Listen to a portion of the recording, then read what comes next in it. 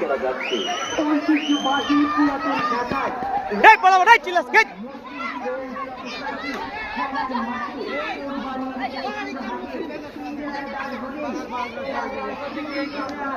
বিশিষ্ট সমাজসেবক ও রাষ্ট্রীয় মানবপ্রাপ্ত ক্রীড়া সংগঠন বারবার নির্বাচিত এক্সিকিউটিভ মেম্বার ও ঐতিহ্যবাহী পুরাতন ঢাকার রহমতগঞ্জ মুসলিম ফ্রেন্ডস সোসাইটির সভাপতি